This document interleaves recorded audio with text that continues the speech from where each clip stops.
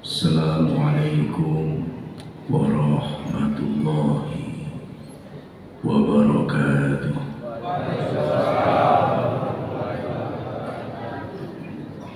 Bismillahirrahmanirrahim. Alhamdulillahi rabbil alamin. Wassalatu wassalamu ala ashrafil anbiya'i wal mursalin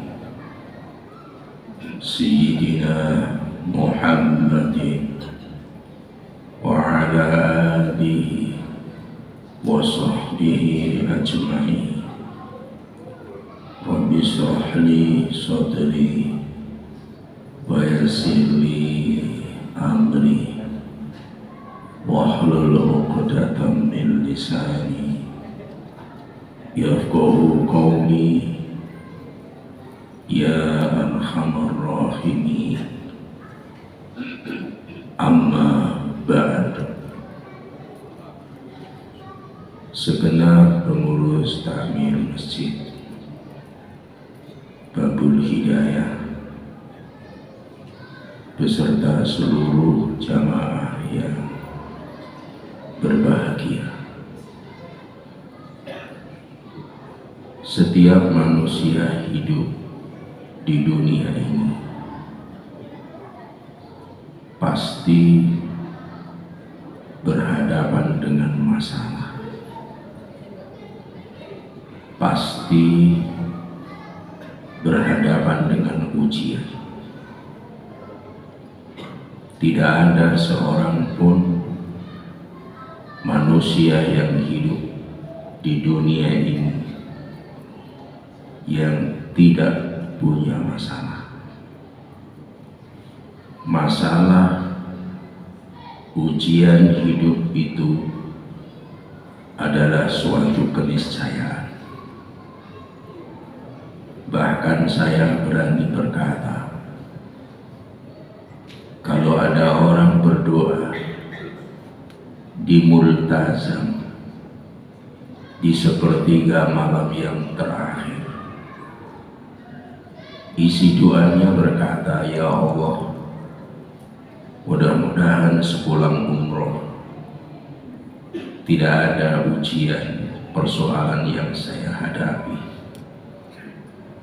Saya yakin doa itu pasti ditolak. Mengapa? Karena melanggar atau melampaui batas. Setiap manusia hidup pasti punya masalah. Mestinya doanya bukan seperti itu, tapi doanya berisi, ya Allah, sepulang umroh setiap ada problematika kehidupan yang datang, berikan solusinya. Itu baru dikabulkan.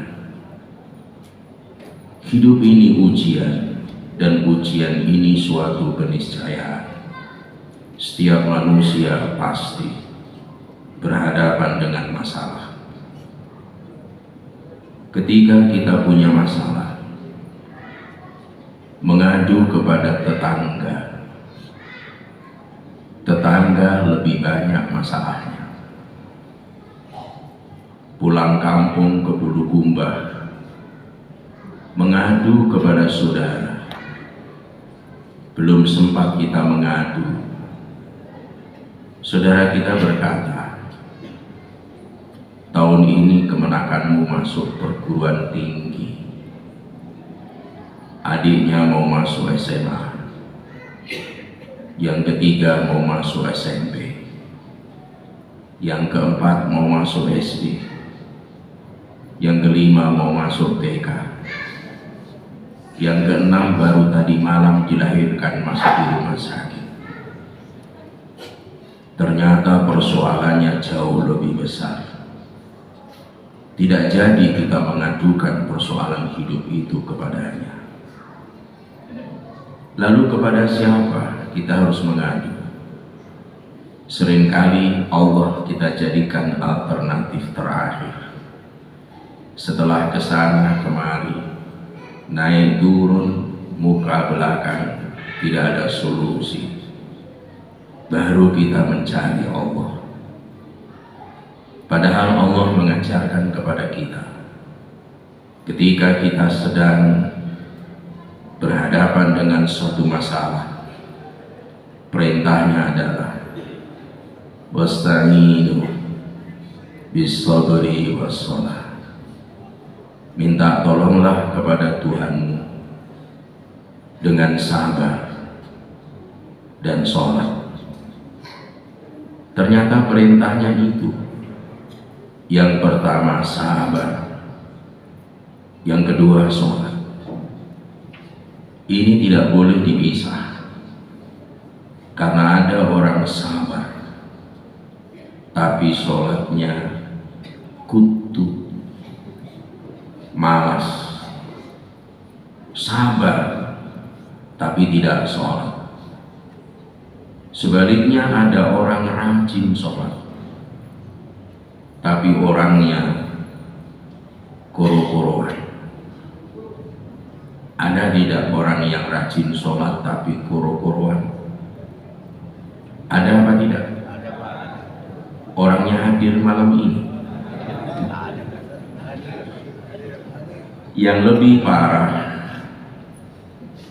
sudah tidak bersabar, tidak sholat lagi. Persoalan hidup yang kita hadapi, besar atau kecil, berat atau ringan, itu sebenarnya relatif. Tergantung apa? Tergantung kekuatan iman dan takwa kita. Kalau para psikolog tergantung kekuatan jiwa atau spiritualitas kita. Ada orang menghadapi masalah beratnya 10 kilo, tapi energinya cuma 1 kilo. Orang seperti ini bawaannya paling menderita di kolong langit ini. Dia paling tidak disayang oleh Tuhan, paling menderita hidupnya. Padahal bukan karena dia paling menderita, dia mematikan potensi dirinya. Coba kalau dia sabar dan sholat, ditingkatkan kualitas sabarnya, ditingkatkan kualitas sholatnya, akhirnya energinya 15 kilo, persoalannya 10 kilo. Dia bisa tertawa di tengah problematika kehidupan yang kompleks. Baru-baru ini di Bekasi banjir. Banyak masyarakat malah berenang di jalanan sambil tertawa riang sukacita. Ternyata di tengah duka tetap bisa tertawa. Jadi persoalan besar dan kecil itu relatif, tergantung energi jiwa kita, kekuatan iman kita, spiritualitas kita. Itulah sehingga langkah pertama yang diperintahkan Allah ketika sedang menghadapi problematika kehidupan, sabarlah dan sholat. Kenapa sabar harus dirangkaikan, dimitrakan dengan sholat? Karena sabar itu kadang naik ke ubun-ubun, hampir keluar dari diri kita. Itulah sebabnya ada orang mengamalkan sabar itu ada batasnya. Padahal sabar itu tidak ada batasnya. Cuma ketika sabar itu sudah naik ke ubun-ubun, mau keluar meninggalkan diri kita, jangan biarkan dia pergi. Segera di backup dengan sholat. Itulah sebabnya wasta'inu bis-sabri was-shalah, bersabar dan sholat. Bapak Ibu yang saya muliakan, termasuk dalam konteks ini adalah meningkatkan kualitas sholat kita. Tidak banyak di dalam Islam amal ibadah punya jabatan. Tidak banyak di dalam Islam amal punya kedudukan. Amalan yang punya kedudukan, punya jabatan, itu hanya 5. Pertama syahadat, sholat, zakat, puasa Ramadan, dan haji. Apa kedudukannya? Apa jabatannya? Dia adalah rukun Islam. Bersolawat itu ibadah elit, tapi bukan rukun Islam. Rukun doa iya, tapi bukan rukun Islam. Berjihad itu heroik, luar biasa, tapi tidak masuk rukun Islam. Amalan yang masuk kategori rukun, jabatannya rukun adalah salah satunya sholat. Jadi sholat puasa ini bukan ibadah ecek-ecek, bukan ibadah murahan, tapi ibadah elit. Bahkan tidak sedikit orang ketika melaksanakan sholat maka seringkali dikerjakan dengan kecepatan 400 km per jam. Di daerah Kediri, tapi sekarang sudah didakwahi oleh Bimas Islam Surabaya, ada orang sholat tarawih 23 rakaat selesai dalam tempo 7 menit. Ini sudah viral, sudah bukan menjadi rahasia. Bukan seperti itu sholat yang membentengi rohani jiwa kita. Sholat itu perkara rukun, sebagaimana puasa, haji, zakat, syahadat, perkara rukun. Sehingga ketika Allah menunjukkan kepada kita menghadapi problematika, sabarlah, sinergikan dengan sholat. Sholat harus ditingkatkan. Apanya yang ditingkatkan? Kualitasnya maupun kuantitasnya. Setelah kita tahu kedudukan sholat itu rukun, kita harus tahu sholat itu berbicara dengan siapa. Ada yang bisa jawab? Rata-rata ketika ditanyakan seperti itu, sholat berbicara dengan Allah. Bukan tidak benar, kurang sempurna. Karena sholat itu kedudukannya adalah komunikasi 3 arah. Ini judul sebenarnya baru saya terima tadi habis Jumat, saya lihat ternyata dikasih judul masuk di sini, sehingga saya harus berpikir cepat untuk datang ke tempat ini. Jadi sholat itu adalah komunikasi 3 arah. Kalau dibuat skema seperti jajaran ginjal, pertama kita berkomunikasi dengan Allah Subhanahu wa Ta'ala. Yang kedua, kita berkomunikasi dengan Nabi Muhammad SAW. Yang ketiga, kita berbicara dengan seluruh orang-orang mukmin yang sudah meninggal dunia sekalipun. Pemahaman ini dimunculkan oleh sekelompok pemikir Arab yang membuat komunitas di abad ke-10 Hijriah, namanya Ikhwanus Sofa, di daerah Basrah, Baghdad sekarang. Ternyata sholat itu adalah komunikasi 3 arah ini. Kenapa kita harus berkomunikasi kepada 3 pihak ini? Karena Quran Surah Taubah ayat 105, ketiga ini punya otoritas yang luar biasa. Wa qul i'malu fasayarallahu amalakum wa rasuluhu wal mu'minun. Beramallah, bekerjalah, maka Allah, Rasulnya, dan seluruh orang-orang mukmin akan menilai pekerjaan. Jadi yang punya otoritas menilai, menyaksikan amal kita 3 pihak. Pertama Allah, yang kedua Rasulullah, yang ketiga orang-orang mukmin. Ada Raqibun Atid, ternyata dia hanya maintenance saya. Dia menyaksikan bumi yang kita sujudi jadi saksi, nyamuk yang mendengar azan kita, ibadah kita, dia jadi saksi, tapi tidak punya otoritas menilai. Yang punya otoritas kewenangan menilai hanya 3 pihak: Allah, Nabi Muhammad SAW, yang ketiga orang-orang mukmin. Sama dengan pernikahan, yang datang ribuan orang, tapi yang menentukan keabsahan nikah itu siapa? Bukan yang melihat, bukan yang menyaksikan.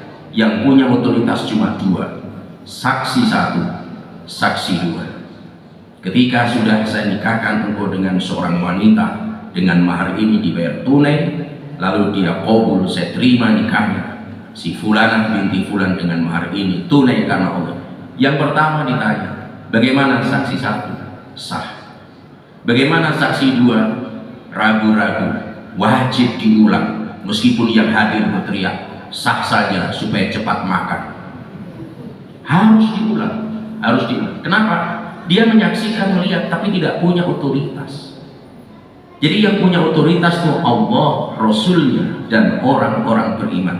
Sistem kerja ini disebut trilogi manajemen pengawasan Allah, dan diperlihatkan Allah kepada Rasulullah ketika Mi'raj.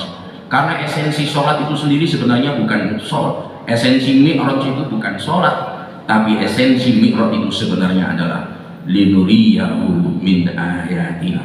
Terlalu banyak yang diperlihatkan kepada Rasul justru tidak dibahas karena orang fokus untuk menguraikan perkara sholat. Itu penting, iya, tetapi esensinya adalah Allah ingin memperlihatkan. Dan dari sekian yang dilihat adalah mekanisme kontrol Allah dalam mengawasi hambanya di dunia ini.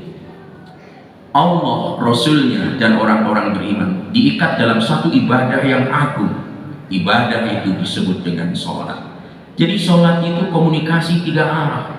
Berbicara dengan Allah, berbicara dengan Rasulullah Sallallahu Alaihi Wasallam, dan berbicara dengan orang-orang beriman. Pertanyaan, di bacaan apa kita berbicara dengan Allah di dalam sholat? Dan pasti dijawab oleh Allah. Jawaban hadis sahih mengatakan, ketika kita membaca Fatihah, ketika kita membaca Bismillahirrahmanirrahim, Alhamdulillahi Rabbil Alamin, Allah menjawab, Hamidani abdi, hambaku memuji. Ar-Rahmanirrahim, asna alaiya abdi, hambaku menyanjung. Maliki yaumiddin, majadani abdi, hambaku memuliakanku. Setiap kita baca Fatihah langsung dijawab. Itulah kita berkomunikasi dengan Allah Subhanahu wa ta'ala. Lalu yang kedua, di bacaan apa di dalam sholat kita berbicara terhubung dengan Rasulullah Muhammad Sallallahu Alaihi Wasallam.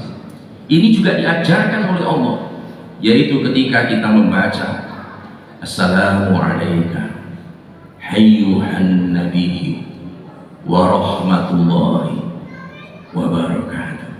Ini ucapan Allah ketika Mi'raj yang mengajarkan Allah juga diberikan kepada kita. Al-Fatihah itu firman Allah diberikan kepada kita, sehingga sudah menjadi milik kita. Kita gunakan untuk berkomunikasi dengan Allah, dan kita gunakan berkomunikasi dengan Rasulullah Muhammad Sallallahu Alaihi Wasallam. Beliau secara zahir telah wafat. Orang yang wafat itu mestinya domir ketika dia mendoakan.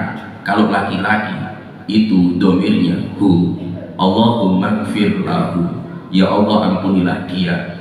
Pasti yang didoakan laki-laki. Dari mana tahu? Domirnya hu. Kalau Allahumma gfir laha warhamha, pasti yang didoakan perempuan. Kenapa? Domirnya ha. Dan ketika kita sholat tidak merubah kata-kata, tetap Assalamu alayka hayyuhan nabiyyu wa rahmatullahi wa barakatuh. Para ulama tasawuf dia mengatakan tirai diangkat sehingga Rasulullah Muhammad Sallallahu Alaihi Wasallam memandang dan menyaksikan kita. Kalau ada orang berselawat kepada Rasulullah, dia tidak yakin Rasul tahu orang itu su'ul adab terhadap Rasulullah Sallallahu Alaihi Wasallam. Lalu yang ketiga, di bacaan apa kita berbicara dengan seluruh orang-orang mukmin? Diperlihatkan Rasulullah ketika Mi'raj di langit yang pertama, Nabi Adam alaihissalam dan seluruh orang-orang mukmin di belakangnya. Ketika umatnya lagi sholat melakukan kebaikan, mereka memuji Allah, mendoakannya. Tapi ketika melakukan kemaksiatan, mendoakan, memohonkan ampun kepada Allah Subhanahu wa ta'ala. Sehingga ketika nanti di akhirat, siapa saja catatan amal kita, jejak digital kita terekam dengan rapi, sehingga ketika nanti di akhirat orang yang pertama ditanya adalah Rasulullah Muhammad Shallallahu Alaihi Wasallam. Bagaimana dengan orang ini? Beliau menjawab, aku selalu menjumpainya selama hidupnya dan aku mengenalinya, padahal kita tidak hidup sesama. Kenapa? Lewat mekanisme ibadah ritual yang bernama sholat.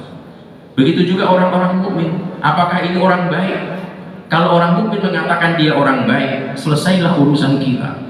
Makanya yang punya otoritas kewenangan mutlak menilai amal ibadah pekerjaan kita Allah, iya, tapi ada Rasulullah Muhammad SAW dan ada seluruh orang-orang mukmin.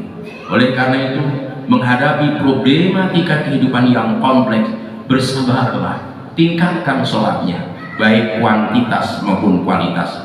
Kualitas dari segi waktunya, untuk makninanya, khusyuknya. Kuantitas, jumlah rokaatnya. Bukan subuh ditingkatkan, tapi yang sunat-sunat ditambahkan untuk mengawal yang sunat-sunat itu.